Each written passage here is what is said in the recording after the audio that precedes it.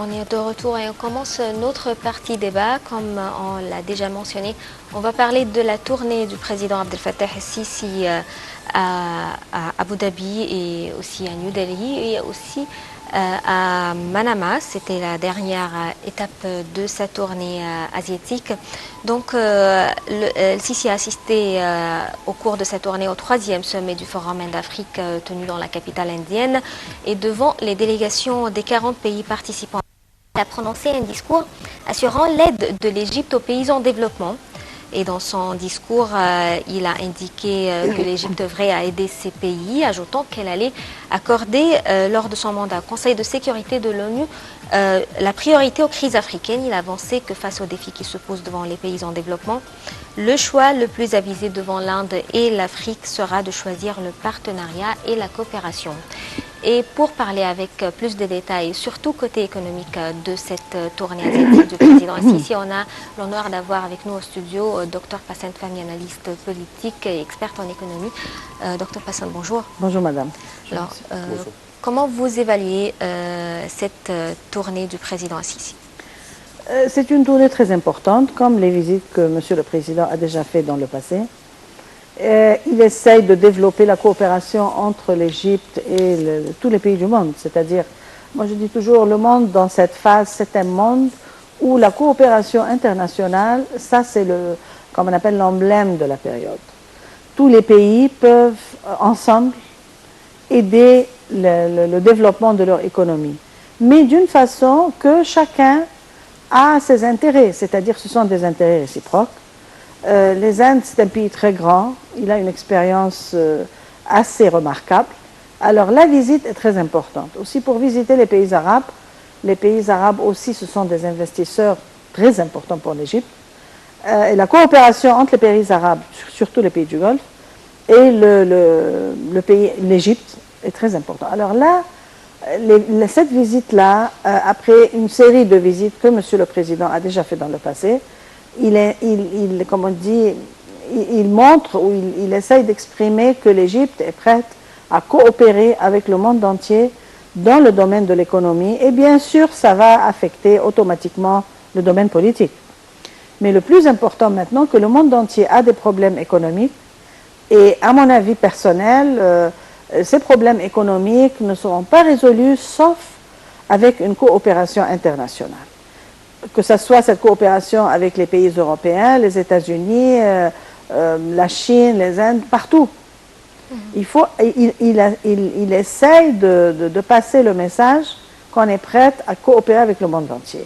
Et ça, c'est très important dans la phase qui vient. Parfait. Dr Passant, si on parle lors du forum Inde-Afrique en Inde, on a parlé d'investissement indien en Égypte, on a parlé que cet investissement est estimé à 3 milliards de dollars américains. Comment voyez-vous, premièrement, l'avenir de cet investissement, de ces investissements indiens en Égypte?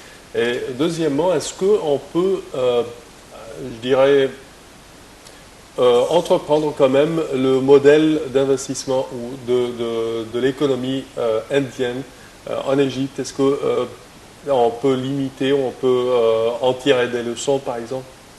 Non, moi je dis toujours, à mon avis aussi, j'aime pas importer un modèle. L'Égypte, c'est un pays qui sait très bien ce qu'il veut. L'Égypte, c'est un pays qui a des ressources. On doit développer notre économie de la façon appropriée à l'Égypte. C'est-à-dire, nous avons une expérience aussi durant les années de Talat Harb, qui vivait. Pourquoi on importe une expérience? C'est très difficile d'importer l'expérience d'autres pays et d'imposer cette expérience sur le peuple. C'est pas comme ça qu'on adresse l'économie. À mon avis, quand on adresse l'économie, il faut analyser très bien nos points forts, nos points faibles, et qu'est-ce qu'on doit faire pour développer. On a, nous aussi, une expérience remarquable, et cette expérience a été bien vue par le monde entier. On a eu des problèmes commençant par les années 50, 60 et 70, c'est-à-dire les 60 dernières années, on a eu beaucoup de problèmes. À mon avis, peut-être parce qu'on a passé beaucoup de guerres. Et toute l'attention était donnée à acheter des armes pour l'armée. Et ça a causé l'Égypte beaucoup de problèmes. Le monde a tout à fait changé. On doit comprendre ça. Les Indes, le pays, ils peuvent venir travailler avec nous, ils peuvent investir à leur profit pour deux points très importants. Le premier point, c'est que l'Égypte a été toujours l'entrée vers l'Afrique. Toujours, depuis les pharaons. On investit en Égypte et on va en Afrique et petit à petit on développe l'Afrique. Et le second aussi, c'est qu'on a une longue liste de protocoles et d'arguments qui ont été, et des accords qui ont été signés avec les pays arabes, les pays africains et l'Europe. Et alors, si quelqu'un vient investir en Égypte, il en profite de cette longue liste de protocoles parce que ça diminue le coût, le coût de production. Alors, ils ont intérêt à venir travailler avec nous et nous aussi. Mais comme je dis toujours, il faut avoir un environnement attirant aux investisseurs pour qu'ils puissent venir travailler avec nous. Par exemple, l'accident qu'on a vu ce matin, ça c'est un accident assez négatif. On a des problèmes aussi, la politique monétaire, fiscale. On doit travailler sur nos problèmes. Et il ne faut pas dire ou nier qu'on a des problèmes. Le monde entier a des problèmes. L'Europe a des problèmes économiques, la Chine a des problèmes très sérieux, la Russie, partout. Alors, on doit savoir qu'on a des problèmes, il faut analyser bien les problèmes pour mettre les solutions. Mais question d'importer l'expérience, moi je dis que ça c'est théorique. Non, c'était tout simplement d'en tirer quelques leçons de leur façon d'agir envers les problèmes que nous, ici en Égypte même. Moi, à mon avis, c'est théorique. C'est-à-dire, on analyse le problème bien, parce que chaque pays a ses, comment on appelle, ces petits points comme ça qui ne se répètent pas autre part. Oui. Par exemple, le peuple égyptien, c'est un peuple assez respectable. Il a sa façon de travailler, mais il a des demandes qu'on doit les satisfaire. Et quand on satisfait les demandes, on analyse les problèmes, c'est très facile de résoudre. Mais le problème pour l'Égypte durant les 60 dernières années, c'est qu'on essayait toujours de regarder les autres pays et d'essayer d'importer et imposer leur expérience. On ne peut pas. On ne peut pas travailler comme les Américains. Les Américains ne peuvent pas travailler comme nous. Parce que le peuple est différent. Les gens qui vont vraiment accomplir les projets, ce sont des Égyptiens. Les gens qui travaillent en Europe, ce sont des Européens. C'est différent. Moi, j'ai travaillé dans des compagnies et des banques multinationales. Les gens ne sont pas les mêmes. La façon dont on a été élevé, la façon dont on pense, les priorités, la philosophie de vivre, c'est différent. Alors, importer l'expérience d'un autre pays, à mon avis, c'est bon à lire, mais c'est très facile à pratiquer. Difficile à pratiquer, pardon. Parfait. Et si on parle des domaines de l'investissement indien en Égypte, que préconisez-vous, par exemple, que ces domaines seront vraiment attirants pour les Indiens? Ça, c'est bien. Ça, c'est une très bonne question. Et ça continue la première. Les Indiens, ils ont, par exemple, une expérience assez avancée dans la technologie. Oui, ce n'est pas le cas en Égypte. Vous voyez? Ils ne vont pas venir avec leurs employés. Mais nous avons une économie très bien diversifiée. On peut travailler dans d'autres domaines. C'est-à-dire, on peut travailler dans l'agriculture et l'industrie basée sur l'agriculture, la pisciculture. Nous avons aussi des ressources partout. Peut-être notre géographie n'est pas comme les Indes. Peut-être travailler avec la France, vous voyez, c'est plus logique. Travailler avec un autre pays aussi comme les États-Unis, c'est beaucoup plus logique. L'Italie, vous voyez, l'Australie. Il y a des pays qui ont les mêmes, comme on appelle, bases et la diversification des ressources sont à peu près les mêmes. Pourquoi j'ai mentionné la France? À cause de l'agriculture et la pisciculture. Et aussi d'autres domaines dans l'industrie. L'Italie, les États-Unis, l'Australie, les Indes aussi, ils travaillent dans le côté, ils essayent d'être dans le côté trop technique.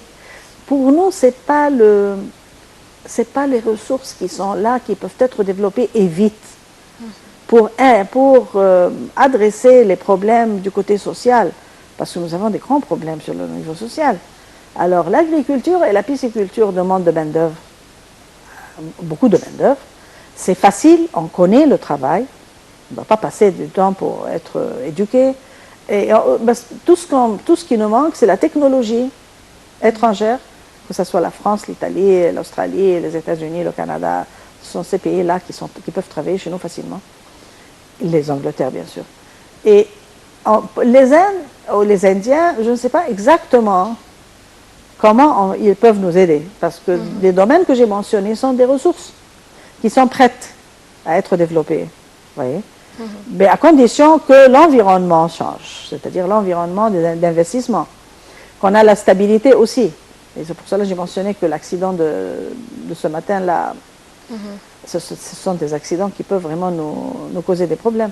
Mais aussi, quand on parle du tourisme, la France, c'est un pays qui peut nous aider facilement dans le domaine du tourisme, dans le domaine de la culture. C'est un pays assez cultivé. Alors, il y a des pays, à mon avis... Dans la culture, c'est depuis longtemps les échanges culturels entre la France et l'Égypte. Dans l'éducation aussi. Moi, j'ai été élevée dans des écoles ici en Égypte, sans des missions laïques françaises. Oui, on peut, avec la France, on peut avec l'Italie. Les pays européens, à mon avis, sont plus... Ils nous comprennent plus. Et ils sont trop proches. Ils ont vécu avec nous. Et ils ont la même, plus ou moins géographie, la même culture. C'est beaucoup plus facile. Mais pour les Indiens, je pense que la technologie, c'est le domaine le plus facile dont on peut coopérer ensemble. Vous voyez, les micros, ils sont assez avancés dans ce domaine. Docteur Passant, cette dernière visite, cette dernière tournée du président Al-Sisi et ses précédentes visites tout au long de... il est au pouvoir depuis 1 an et demi, je pense. Toutes ces précédentes visites en Europe, en Russie, en Asie, ça prouve qu'il a réussi dans le dossier des affaires extérieures. Il a amélioré l'image de l'Égypte devant tous les pays du monde et ça c'était parfait. Est-ce que l'intérêt qu'a accordé le président Abdel Fattah el-Sisi à ce dossier a affecté négativement les affaires internes, surtout la relance de l'économie et en général toutes les affaires internes? Non, moi je pense que ces tournées-là, c'est pour l'économie, c'est pas seulement pour les affaires étrangères. C'est-à-dire, oui, ça aide les relations internationales, mais à mon avis, l'économie, ça c'est le dossier le plus important, à mon avis, sur lequel M. le Président travaille. Sans économie, on n'a rien. Sans économie, on ne peut pas avoir une stabilité sociale, ni politique, ni une armée assez solide. Il faut travailler sur l'économie. Et dans chaque visite, il a parlé de l'économie profondément. Le monde a changé. Le monde, maintenant, c'est un monde ouvert. C'est la globalisation, c'est la coopération internationale, c'est les relations entre les pays. Et c'est pour cela que la question même des bordures, c'est pas comme avant. Les gens pensent maintenant, tout le monde travaille comme on appelle cross-border. On ne peut pas, les marchés sont devenus trop petits. Et il faut aussi avoir une spécialisation, c'est-à-dire l'Europe peut travailler facilement avec nous, facilement. Oui. Les États-Unis aussi, la Russie, mais chacun a des produits. La coopération doit être bénéfice réciproque. Et aussi le tourisme, ça c'est un domaine qui amène de l'argent et vite. C'est-à-dire les gens viennent chez nous, comme on voyage à l'étranger, on passe des bons jours, on est prêt à dépenser et on revient, comme on appelle, avec l'humeur assez élevée. Alors là, le tourisme est très important. Et le tourisme, chez nous, n'a pas été affecté, c'est-à-dire en ce qui concerne l'infrastructure. Elle est toujours là, alhamdoulilah. Alors, on peut développer le tourisme si jamais on a la stabilité sociale et la stabilité politique. Ça, c'est très important. Parce que le tourisme peut travailler demain, si on a la stabilité. Vous voyez? Alors, Monsieur le Président, au contraire, moi, je vois qu'il s'intéresse beaucoup au dossier économique et ils essayent à tout prix de faire tout ce qu'il peut. Mais jusqu'à présent, même les hommes d'affaires en Égypte, c'est-à-dire, moi, quand je parle d'environnement, d'investissement, je n'adresse pas seulement les investisseurs étrangers, au contraire, les Égyptiens sont beaucoup plus importants. Si les Égyptiens commencent à travailler, et on a vu que nous avons une longue liste d'usines qui ont été fermées, il faut résoudre ces problèmes. Et ça, c'est la responsabilité des banques.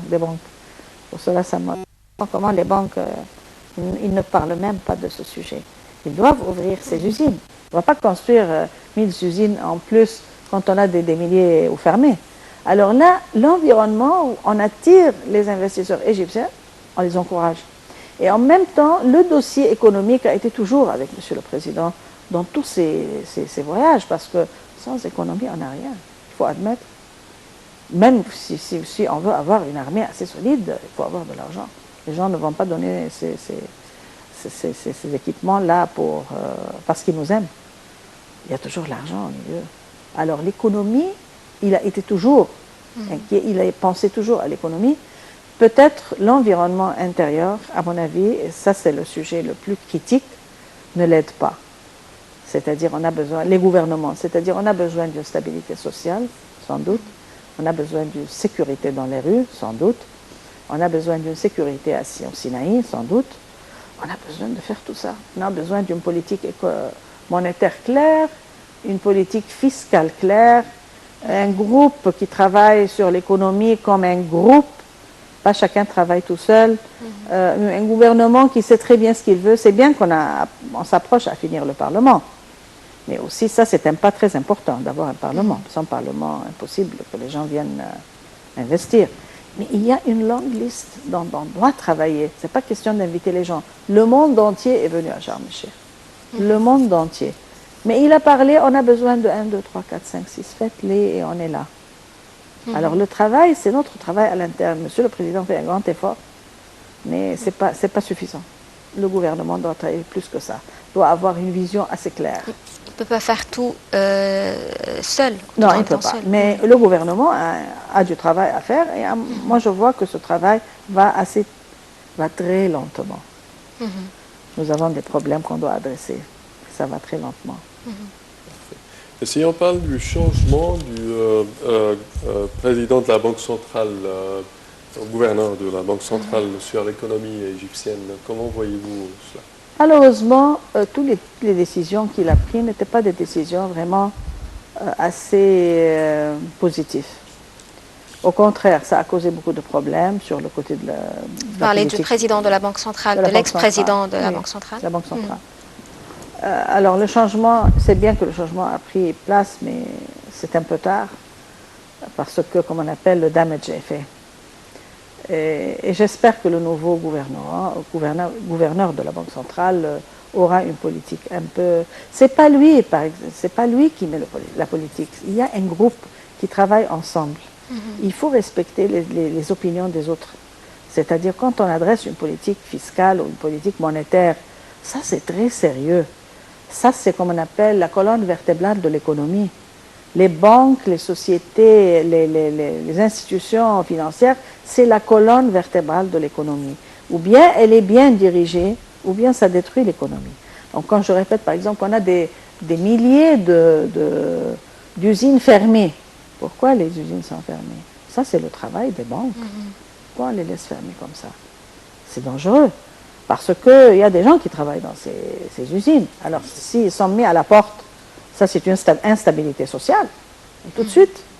Et la politique fiscale, quand elle crée des problèmes, on n'arrive pas d'importer la matière première d'autres usines fermes. Alors, les employés sont mis à la porte. Vous voyez? Ça, c'est dangereux. Et c'est pour ça que je dis, adresser la politique monétaire, ça c'est sérieux.